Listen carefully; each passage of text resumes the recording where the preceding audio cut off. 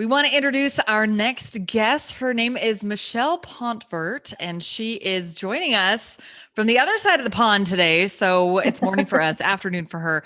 And welcome to the show. Michelle is a branding and Squarespace web designer. She does amazing work. And the reason Heather and I love her so much is that she does all of this with this special emphasis on supporting families, mothers, and babies, which I love that she includes that in her message. She loves making the whole process really simple and easy so that you can go do what you do best. And isn't that like the epitome of what we want to do? We want to do what we do best so that you can go do what you do best. And I love that we live in a world where that is just kind of the way things are going and the way we want to conduct our life, and that we have the time and the ability to do what we do best and really focus on that and really emphasize on that. So, Michelle, thank you so much for coming on the HomeBod podcast. Welcome to the show. Thank you so much. And I'm so excited to be here in the afternoon for me, morning for you. Super cool. So, Michelle, we connected over Facebook. So I don't know you all that well. But what I saw, I was very intriguing to me because you do basically serve the same people that Ashley and I do. So share a little bit about why you chose that demographic and how you help them. Yeah, so I work with businesses that support mothers and babies for many reasons. The biggest one I would say is because I actually started my business because of my son and becoming a mum. In my past life, I was a set decorator for film and TV, and I knew I wanted to have kids, and it just wasn't fitting in that picture. So when I moved to France, because this was back when I was in California, when I moved to France, I was on this mission to figure out a way to make a career that worked with my idea of kind of the life I wanted, which was to be a really active parent. And during my pregnancy and postpartum period, I needed some help. I was having a pregnancy abroad and was actually dealing with a pretty serious medical phobia during my pregnancy. And trying to find those resources was really challenging for me. And when I was, deciding to open my own business, I couldn't think of anyone better to serve than the people who are trying to reach out to those in need, just like I was, Googling late night on my phone, trying to find someone to help with my son's latch, or, why was he throwing up, and, what was going on. And I just really wanted to make those resources easier for moms like me to find, because it's so important. Yes, absolutely. And we all know about the late night Googling, although Oh, when Oh, man. yeah. when I had babies, it wasn't quite as common to be on your phone rocking them because mine are a little older. But yeah, it's challenging as a new mom or as a soon to be new mom to find those resources. Yeah. So we always we always want to make sure that we're supporting our ladies. Like I try to help them, make sure they're taking care of themselves and all that sort of thing. But you do their websites for them. So do you do only specific industries or? I'm happy to serve anyone who has that mother baby focus. And that's broadened actually recently into e-commerce sites as well. So I really see it as if we share a similar mission, then I'm open to working with the business owner. And I really like working often with mompreneurs, other mums, because I do see that I can make a big impact in their lives. A bad website can really drag you down. And I like to help liberate people from that and help make that site work for them and do some of that selling for them so they can go spend time with their kids and their families. So Yes. believe it or not, I'm a little bit of a perfectionist. And so I wanted my website to be perfect. And and this was, 5 years ago when I started my company, and I agonized over that because I'd never done anything like that before. And it was every night after I put my kids to bed for weeks trying to put Mhm. together this simple website. And I can't imagine how much faster I could have gotten on my feet. I mean, they always say just jump in whether you have a website or not, and that's fine. But it's always nice to have that storefront. It's always nice to have a website to send people to say, hey, this is who I am. And how easy is it now to set up the automatic calendar scheduling and things like that. And it takes so much off your plate to be able to have that contact information and to funnel it into a CRM and to do all of those good things. But then to still be able to have the time to focus on my family and to focus on my kids. So I'm really curious here, because a lot of web designers come into this with just the background of the techie stuff. You come into this with a background of set design, which gives me goosebumps. So, I mean, your eye is so trained for very different things, and to be able to tell a story simply with what's in your background. Talk to me a little bit about how that background has really helped you in web design and everything that you do. I'm really curious. Well, funnily enough, it actually overlaps really nicely. So set decoration, set design comes from, a storytelling place first. And it's about understanding a character, understanding a story, and then applying visuals that help tell that story. And I see a complete parallel with websites. You only put in visuals that help tell your story and tell, the message that you're trying to get across. So I think coming from that focus of the person this is about, and a website, I'll tell you a secret, is not about the business, it's about the person looking for your service or product. So focusing on them and their story and their needs is so similar to focusing on the character. And then using, the background of visual storytelling and visual design, which is pretty similar across all platforms, it can really help guide people through that journey of the website to take whatever action is most helpful to them and important to the business owner. So weirdly, a lot of overlap. Yeah, I love I that. would say that's what you said about the website being about your potential clients or whoever you're serving. That is a piece that a lot of people miss. A lot of people. Yep. It's one of the hardest things for people to wrap their heads around. Well, and they miss the fact that it's not. So funny enough, I just saw a cartoon the other day that the parents had a brand new baby. They put up a brand new mobile that goes, spins above the crib. And the parents say, "Oh, I just love it," and here's a hippo and an elephant and a zebra. And from the parents' perspective, they could see all the animals. But from the child's perspective, what did it see? All of their rumps, spinning in circles. And so it's the same concept. And we could take this concept deeper. Our house isn't, from the perspective of a parent, we want it to be beautiful. That's fine. But the end user, who's using our space, who's using our website, who's using our home, is it us?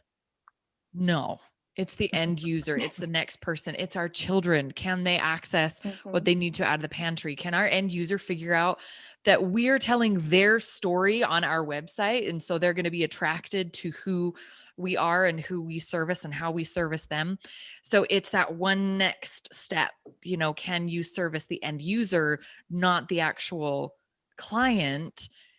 Does it make sense for the person who is actually holding the things and functioning and looking at the website to make sure that it actually services them? So, I mean, bravo to you for making sure that you tell the story. I mean, that's just, to me, I don't know why I'm geeking out about it. I'm sure you appreciate the geeking out, but it's definitely something that makes you stand out among the crowds that you can service based on the storytelling capability and technique. So I'll tell you what, and I hired someone to do my website and it was a nightmare. It was a nightmare. So I really wish that you had been in my world a few years ago, because I wish I had too. I'm still finding things that he did. Like, I'll dig into a page and go down that rabbit hole, which, by the way, that is a terrible rabbit hole. You start working on your website and hours go by. I'm like, oh my gosh. But I found something the other day that was, hidden underneath a bunch of things. I was like, why would you put that? So frustrating. Well, I think helping female mompreneurs, whatever, business owners save time, right? Save energy, not get pulled down that rabbit hole. That's a huge lifesaver for any woman. Any woman. Yeah. And I think starting with that space of like a strategy, when I work with clients, we really spend the first week or so diving into what they need the website to do, what their clients are expecting it to do, and actually create what we call wireframes, like sketches of the site before we actually build anything, to make sure we've worked out those kinks together. Because Yeah. design is beautiful, but actually it needs to be functional first. It's a solution first. So Yes. I think, yeah, if you just had that little like paper and pencil sketching with your developer, your designer, might Oh, have helped save a lot of headaches. yes. And money. So much money. Mm, So much Well, money. and to approach it with that angle, that look, you're branding, you're telling a story. It's not just about the logo and the colors and yeah. um you know, the there's so much more that goes into it, and if you approach it from the right perspective, you're going to have something that's really timeless. Whereas if you approach it from something different, you tweak just something little in your business and it doesn't meet with what they've done online anymore. So it really is, people don't necessarily understand the importance of a true brand, that it is more than just colors and a logo. And it really is telling that story about who you are, but from the perspective of the client that's going to hire you. And that's a really fast way of digging into something that can be really deep. Michelle, what do you find? Yeah, I feel like a lot of Sorry. times. Go ahead. No, sorry. I think we have a small lag, but a lot of times when we're working through the branding piece, it can feel kind of like going through like business therapy, because we dig into like their values and their mission and who they are as people and as businesses. And it can be really surprising, because I think a lot of clients come with this vision of like, oh, you'll just pick like a purple that I like. And that purple has meaning and that purple has purpose. So it can be quite the mindset shift to take them through that journey to understand why all of this is chosen and why it's so specific. What do you find that is the biggest hurdle for them to get past with that shift? What do you find that they Yeah. struggle the most with that?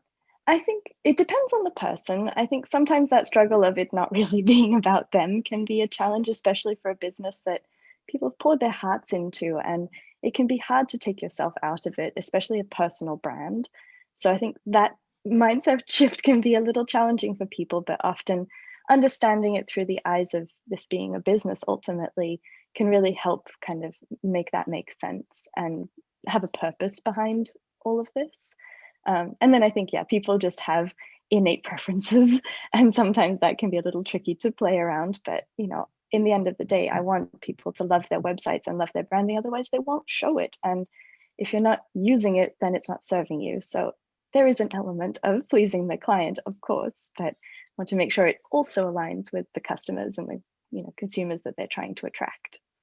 Do you find that they learn about themselves in that journey, that they learn, oh, I thought it was really important to me to do this, but turns out that doesn't matter to me at all. Something else does. Yeah, I've had a couple of experiences like that where people thought their whole mission was about one thing, but actually it's kind of something else. But I think a lot of times it's also about drawing it back kind of to the person too. A lot of times your business does reflect your own personal values, and putting a name to that and putting kind of a mission statement to it can really help clarify the business direction often, and how they market themselves, how they show up as a business, because it connects back to kind of the why they started this whole thing in the first place, which you're going to lose in the stress of running a business after a little while. Yes. Yes. And I think for me, that was an interesting balance as I was starting my business, to figure out, like, when I was first describing my ideal client, um, they were nothing like me. And then the longer I went, I did a huge branding shift, a complete 180 when I moved. Um, and then I was marketing to the people who were exactly like me. And after that, then it's that pendulum that swings back and forth until you even out and you find that medium. And so it has.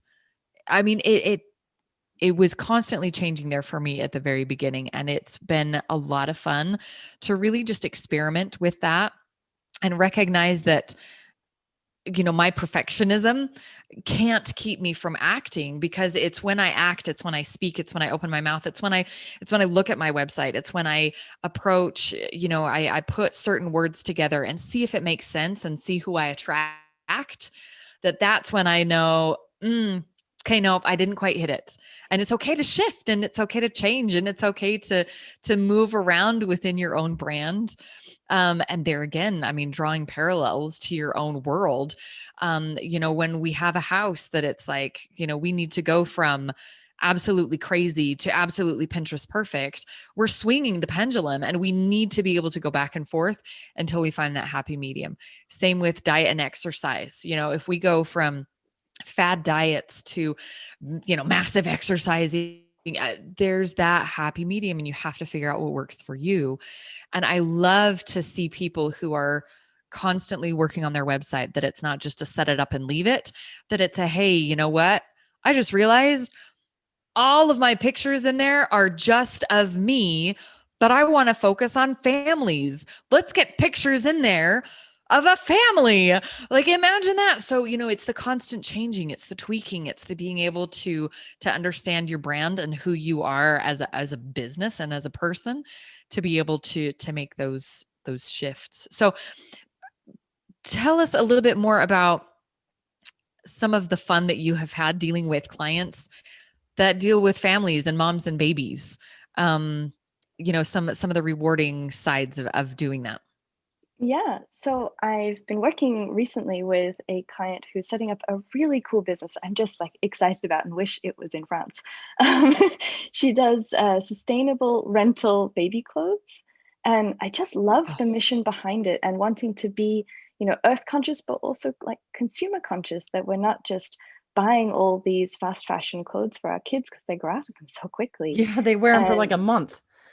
if that. if that. Yeah, so I just loved working through with her, the why and the wherefore of her brand, but then also trying to capture the the idea and the spirit of being sustainable in something visual. Was a really fun experiment and a really kind of cool thing to work through. And I've had the pleasure of actually coming back to work more on her brand because it's just been a really great fit. So I'm really excited about that business. And it's been so fun to see it kind of grow and be out in the world and attract those customers that are pretty much me. Isn't that funny how we all end up basically serving ourselves, right? Yeah. I did the same thing. I went through a big shift and a big pivot this year and completely changed kind of my messaging and who I was wanting to attract and all of that to be, my doppelgangers, my type A high strung, crazy girls that try to do it all and, do too much and take on too much. And it's been the best decision I ever made. Do you find that your clients come to that conclusion pretty often, and the ones that are the ones that do that more successful? Because it seems like Ah, that would go yeah. hand in hand. I think the customer is always the customer that's easier to serve. So there's a logic there in serving yourself, especially in like early years. I think as you grow and expand and really have a lot of market research behind you, serving a completely different audience can work. But you know yourself better than anyone else. So serving those who are like you in some way is just like giving yourself a head start in many ways. Sure is. Sure is. Yeah, I know. I it took me a long time also to accept that I should do that. Uh, Mm, I I wonder know. why. I'm I curious. know. Well, it makes you a little bit more vulnerable, I think. Oh, And sometimes Yeah. that's really hard to face your own vulnerabilities, but I think that's the fun of the story of it all. Yeah. If we Well, can. we're all humans. We like meeting other Yes. humans, and there's nothing more attractive than someone being themselves, I think. Well, yes. and it's scary to be perfect. And so if we can share our Impossible. story and show those flaws, it's a lot more relatable, but it's also opening ourselves up for that judgment and for other things that we don't want. Yeah. But I think that's what's most attractive about the people that we work with, is being able to say, you know what, hey, look, I was a hot mess. I had 3 kids under the age of 4, and my husband was, you know, struggling after returning from a really long deployment. And it was, I mean, those are the nitty gritties, the details that people go, I hear you, sister. Okay, now how did you do it? How did you get out of it? How did you pull yourself up? And that's what's attractive to the clients. And so I love being able to incorporate stories into the brand. How do you incorporate stories like that into a website? I mean, is it the easiest to show it in an about page, or how do you tell the story of the entrepreneur in a way that attracts the story of the client? Yeah. So I think I like to say the whole website kind of needs to work together and as a whole. So about pages are sometimes the hardest to write because it is about the business owner, but it's still also about that client and the overlap of the two.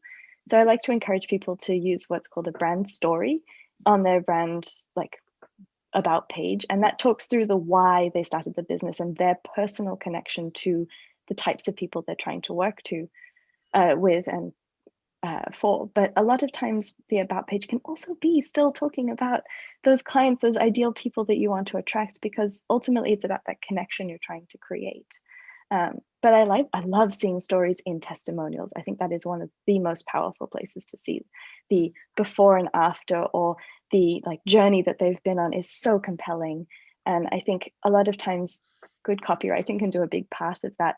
But I think there's also a way to do it visually to make sure that it does flow through and you can see like the before, middle, and end of a website. Of you just meet people, that what we call the hero section, that very first part of the website before you scroll down. That's like the heroes start. And then as you get into the website more, you learn a little bit more about the struggles of these people, and then you find like your happy ending with the solution. So there's sort of stories all throughout everywhere. I love that idea. I don't think I've ever heard of that setup before. Like put it in that many words, Yeah. that's a much more attractive way of putting things together than just like, here, let's just set this up just to optimize SEO. Like that's a really boring website. And SEO is only so good. It gets people on the website, but then what? Right. Then you have to actually sell your product. You have to Yeah. actually connect with that person and create a client. Yeah. Yep. There was a big debate on one of the Facebook groups that I follow that about pages.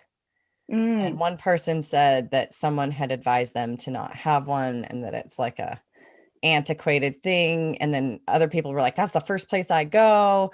And but I think I was surprised that someone would advise not to have it, because I feel like we all want to know, like we want to know who we're doing business with even more now than, in 5 years ago. I think that personal connection, and I think it's because mostly of social media. Now we feel like we're entitled to know people really well and know their whole lives before we do business with them.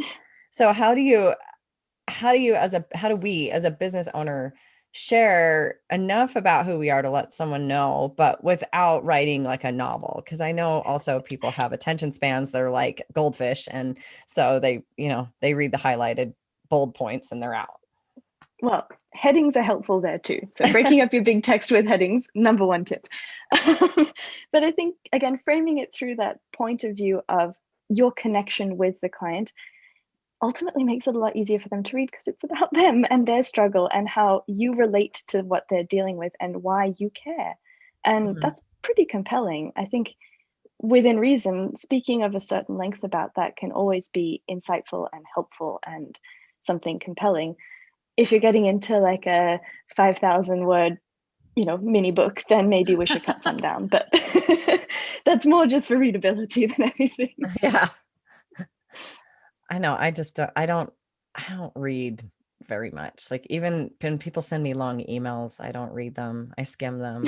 Like who reads that much? I don't know. But Well, then but there are people I've seen their websites and it is just paragraph after paragraph after paragraph. But they have said, I do that because my client, they're the older ones. They're the ones that still read the newspapers. They're the ones that, this is how they get that information, is through text. It's not through short videos. It's not through Snapchats. It's not through any of those things. It's sitting down and reading long articles. And so they have done a really good job of setting up their website to meet their clients' needs. Yeah. And so it's interesting to figuring out, hey, where does your client hang out? Because that's going to be really indicative of how you put up a website. If they're on Snapchat and Twitter, it's going to be very different than if they're on, TikTok and YouTube, which is going to be very different than if they're just hanging out on Facebook, which is really different than if they're going to be on, podcasts and Clubhouse. I mean, it's really interesting to say, okay, where do they hang out? Where are these people? Because then I need to make my website look like where they already are and in a format where they're going to be willing to consume my website and to sign up to speak their language. Speak the same language. Exactly. Yep. So what's the secret? How do you figure out what they want?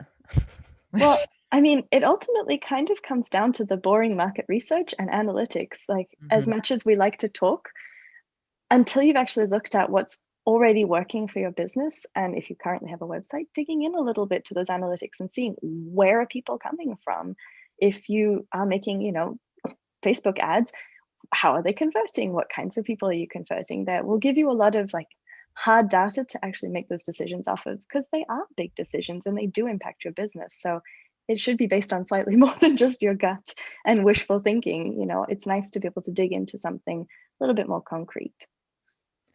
Do you find a difference between mompreneurs from the US versus other countries? Do they have different mindsets? I mean, I think I've loved working with people all over. And I think in essence, and this is my point of view, everyone is similar in like the way we approach things. I think Americans have a slightly less global perspective than others sometimes. So there is a slightly different way you could perceive how to market a business in America if it's only targeting Americans, which doesn't come up as much like in Europe or in Australia or other markets where being global is kind of a default. But I would say that's pretty much the main difference, and spelling are the other things. We don't add the extra U. Sorry. And Zeds. You guys use yes, Zeds a lot that's more. true. That's true. That's really funny. We do? We strategize with a Z. she's I'm thinking, trying to read, write the word so that I can figure out how to spell it's it. tricky. I spent too long in multiple different countries, so now I don't know how to spell either way. I have to check every time.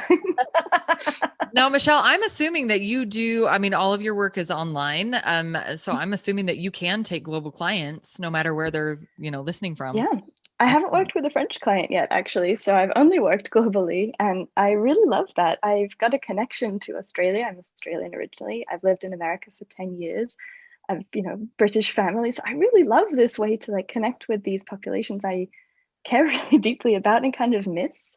And I don't know, I really love that I get to work with these people, even though time zones are different. And I feel really privileged to live in a time where this is possible, because it's pretty awesome. It is awesome. Amazing. It's just awesome. And it makes me sound really old to say like, oh, this is just technology is just phenomenal, but it really is. And I mean, how fabulous is that for you then to be able to take on global clients and serve their needs worldwide? And I think, Heather, to answer that question too, is to say how universal is the language of parent-child interaction, that mother-baby interaction, to be able to say, what? Yeah, that we can do that worldwide and still make that connection. Yeah, it's one of the oldest, parts of humanity. And I think it's very deep and emotional for all of us. So I love being part of even a tiny piece of that in people's lives. It's amazing. And we all have the same struggles, regardless of what country. Like I know Michelle was sharing with me offline that her baby is teething.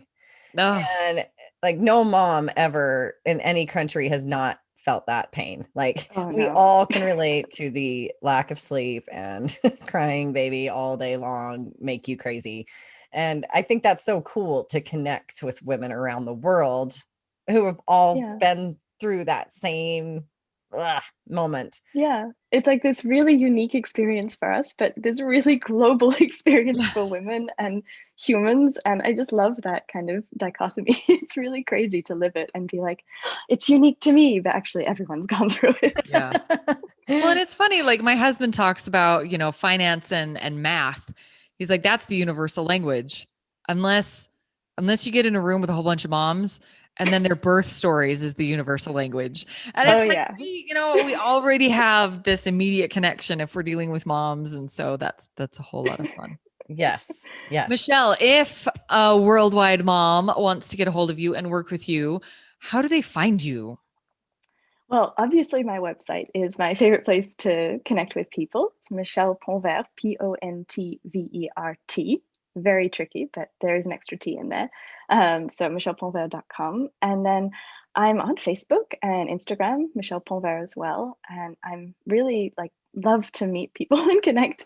And I think there's so much value if you are in that stage of not being quite sure if you need a professional website to just check in and chat with a designer and see.